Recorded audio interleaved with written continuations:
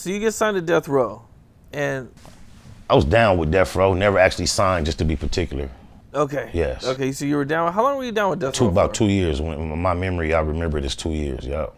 What was your experience like with Suge Knight and everybody there? You know, just overall looking past over my whole life and my whole experience in the industry, it was one to appreciate when it's all said and done. However, of course, you know, with your anticipation and what you think a label is going to be able to provide you and what I actually got out of it, you know, throughout the journey of it actually starting and finishing, I went through the whole up and down spectrum of appreciating it and then realizing that it wasn't quite what I needed or thought it would be. So before I was separated from Suge Knight, I had to actually approach him and make a decision to request him to release me as far as my likeness off of his website. So when you say signed to him, the most evidence that I would be signed to him was I was presented as a Death Row, as the Row artist on the official website. And when I actually desired to separate from him as far as officially in the public eye and not be viewed as his artist any longer, the way I went about it initially was asking John, shout out my nigga John, who was running the Death Row website. He was the one who created everyone's separate little spot. So I asked him, could he take me off? He is the partner with Reggie Wright on Bond First, that John. So John like, Spider, I don't mind taking you off, but I can't make a decision like that unless somebody at the office tells me that it's cool, give me permission. So I thought I was gonna be able to easily wiggle up out of association with the road, but he wouldn't take me down without me getting the office. So I had to then approach Suge with the same request. So, and that was after me, like I say, I appreciate it. Basically met and worked with Corrupt, Lisa Left Eye Lopez, rest in peace, Eddie Griffin, encountered quite a few other people that I appreciate meeting in my life outside of getting the opportunity to personally work with. And Suge Knight himself. I was able to take my little brother Derek, who was physically challenged, mentally challenged. We spent quite a few nights in the skybox watching Kobe and Shaq play together due to, you know, Suge Knight. So there's things to appreciate throughout the whole experience that you don't readily focus on unless you take the time to really analyze it, because you typically get caught up in just judging it based upon industry, record, success, experience. It wasn't all that, it wasn't. But when you look at life in its totality and what is promised to you, I appreciate the entire experience.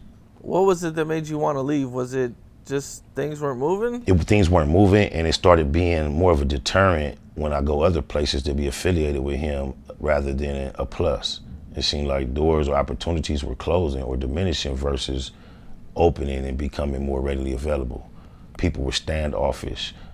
It was becoming apparent that Suge Knight was not going to get the opportunity to regain any resemblance of the traction that he once had. Did you ever do any tours or shows with Death Row or anything? Few shows, very small venues, but no tour. I seen somewhere that Suge had like some issue with Fabolous or something, or Fabolous approached Suge? I recall when Suge first got out, he was in New York.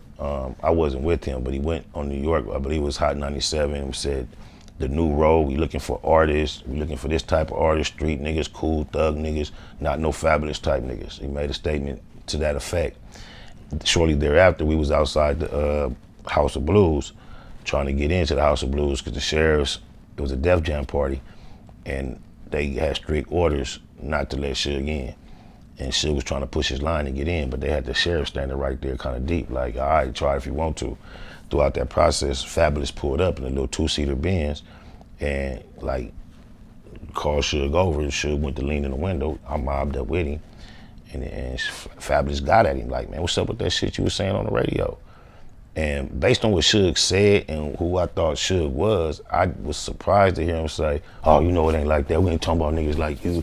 Ooh. And that's when the big two-way pagers was out, the big gray buff ones.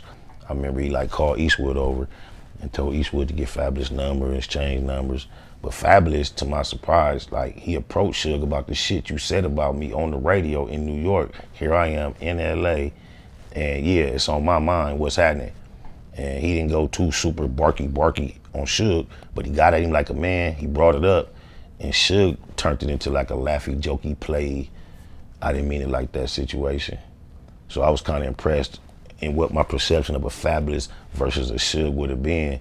Up until that point, I was just kind of like shocked and impressed to see that Fabolous stood on that position at that type of time with Suge.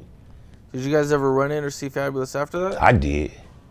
But this was after. Yeah, this is after G Unit, BMF, Miami. Just me, him, and Blue in the mansion for 3-4 days at a time, smoking, politicking. Yeah. Okay. Were people still scared of Suge at this time? People were scared of Suge till he got knocked out. That's when the overall general public perception started to just change. Of course, there were a lot of people who were not fearful of him like the general public was long ago. But there was still a persona that stuck with him up until he got slept. When Greg the Barber knocked Cuz out, it was a wrap. Everybody thought they could knock him out. Were you with Suge at the time? I don't remember what year that happened. That was after my affiliation with Suge.